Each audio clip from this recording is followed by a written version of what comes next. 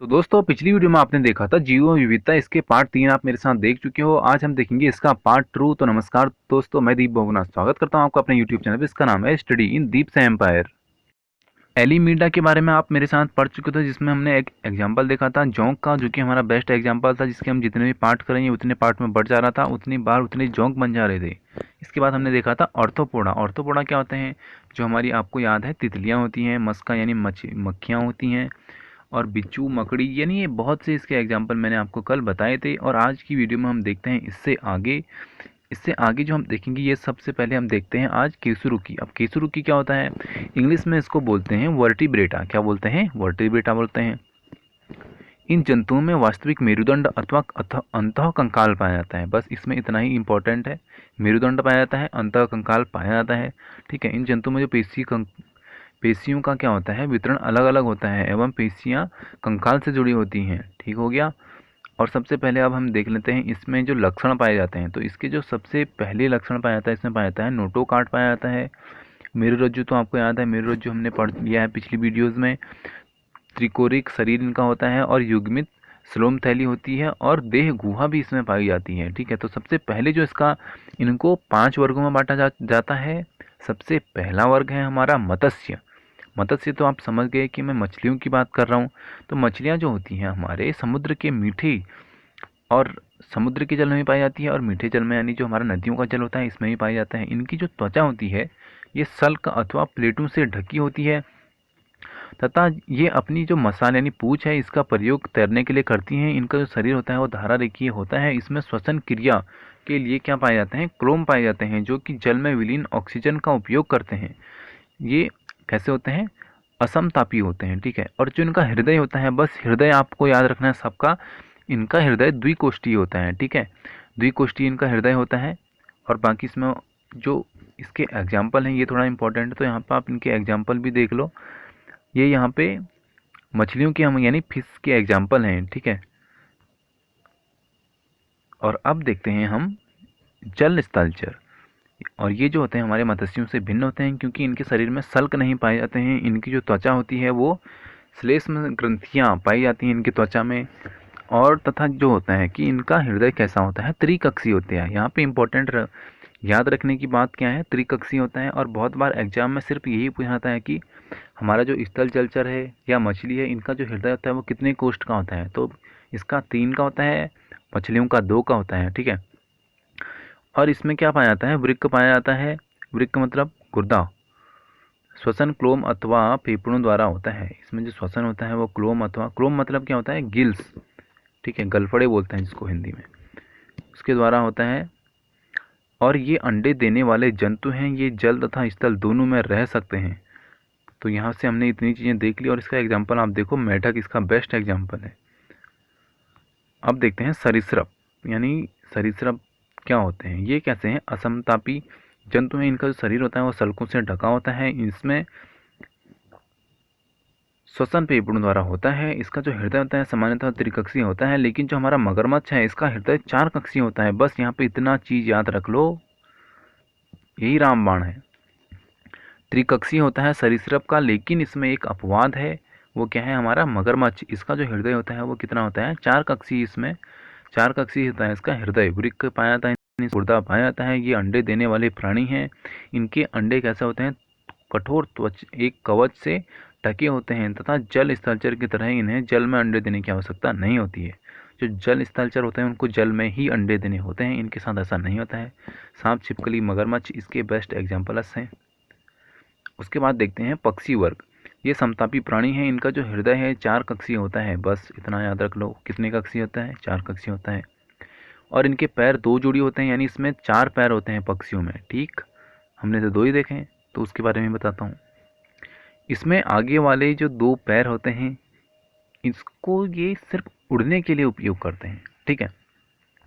और जो 2 पैर हमको दिखते हैं ये आपने देखे हैं जिससे कि वो चलते हैं। बाकी जो 2 पैर होते हैं उसको वो सिर्फ उड़ने के लिए यूज़ करते हैं।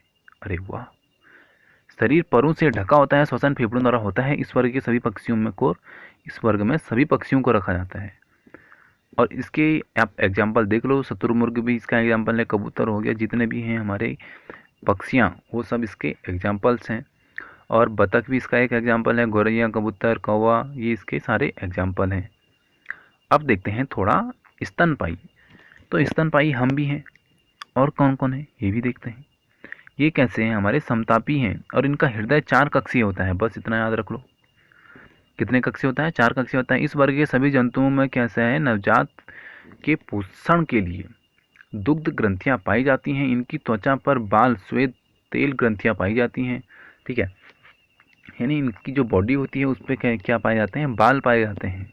इस वर्ग में जंतु शिशुओं को जन्म देने वाला होता है। तो यहाँ पे ये चीज़ आप याद रखो, यहाँ पे जो हमारा प्राणी होगा वो क्या करेगा, शिशुओं को जन्म देगा। लेकिन इसमें भी अपवाद है, कुछ जंतु अपवाद स्वरूप अंडे भी देते हैं, जैसे कि इसमें है एक इक्लिडेना।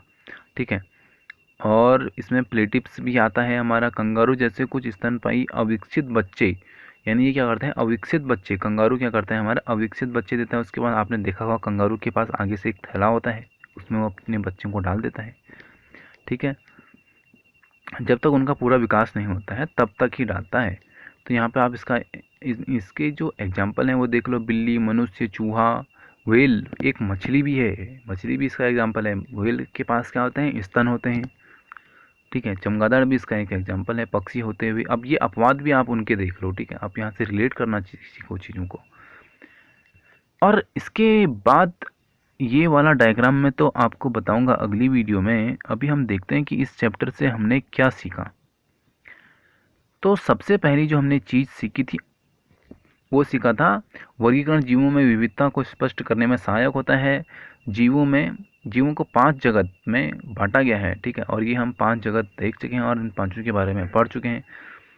ठीक है, कोशिकीय संरचना, प्रोकैरियोटिक और यूकैरियोटिक संरचना ये हम देख चुके हैं। जीवों का शरीर होता है वो एक कोशिकीय अथवा बहुकोशिकीय होता है। बहुकोशिकीय जीवों की जो संरचना होती है वो बहुत ज़्यादा जटिल होती है। कोशिका भित्ति की उपस्थिति से हमको पता, और इसकी उपस्थिति से हमको बहुत चीज़ें पता चलती हैं कि कौन सा हमारा जीव कैसा होगा। ये हमने देखा था पिछली वीडियो में कि कौन सा जीव कैसा होगा। ठीक है, और इसके जो स्वपोषण की क्षमता है इसके बारे में भी हम पढ़ चुके हैं। उपरोक्त आधार पर जीवों को 5 जगत में बांटा गया है, और यहाँ पे 5 जगत भी देख लेते हैं, मोनेरा, प्रोटिस्टा, कवक, प्लांटी और एनिमेलिया। ठीक है, ये 5 जगत के बारे में हम पढ़ चुके हैं। जीवों का वर्गीकरण उनके विकास से संबंधित है, और ये कैसे किया गया है, वर्गीकरण उनके विकास के अकॉर्डिंग ये किया गया है। प्लांटी और एनिमोलिया को उनकी जो क्रमिक संरचना और जटिलता के आधार पर क्या किया गया है, वर्गीकृत किया गया है। पौधों को 5 जगतों में बांटा गया है। अब पौधों को भी हमने 5 जगतों में बांटा, शैवाल, ब्रायोफाइटा, टेरिफाइटा, जिम्नोस्पर्म और एंजियोस्पर्म, ये 5 पार्ट देखे थे हमने पौधों को। ठीक है, जिसमें कि पौधों को हमने 5 भागों में बांटा था वो था। और जंतुओं को हमने 10 फाइल्स में बांटा, यानी जंतुओं का वर्गीकरण हमने 10 इस प्रकार से किया। और इसके भी हमने एग्जाम्पल देख लेते हैं, पेरीफेरा और सेंटिलेरेटा। यहाँ पे हमने इसके जितने भी एग्जाम्पल मैं आपको बता रहा हूँ ये हमने वीडियो में देखे हैं।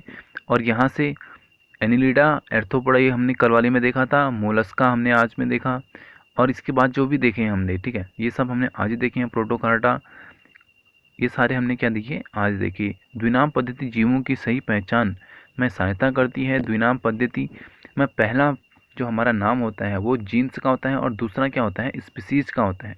तो इसमें जो हमारा द्विनाम पद्धति, जैसे कि होमो सेपियंस, ये हमारा मनुष्य का वैज्ञानिक नाम है। तो होमो क्या है, हमारे जीन्स का नाम है, और जो सेपियंस लगा है वो हमारे स्पीस का नाम है। ठीक है, तो यहाँ पे करते हैं वीडियो को समाप्त। वीडियो अगर आपको पसंद आई तो चैनल को सब्सक्राइब करना ना भूलें। और जो अगला इसका पार्ट होगा उसमें हम देखेंगे कि हमने इस चैप्टर में जितने भी जो पढ़ रखा है इससे हमको कौन कौन से क्वेश्चन एग्जाम में पूछे जाते हैं। तो इसके बेस्ट क्वेश्चंस मैं आपके लिए अगली वीडियो में लेके आऊँगा। तो यहाँ पर करते हैं इस वीडियो को समाप्त। जय हिंद, जय भारत।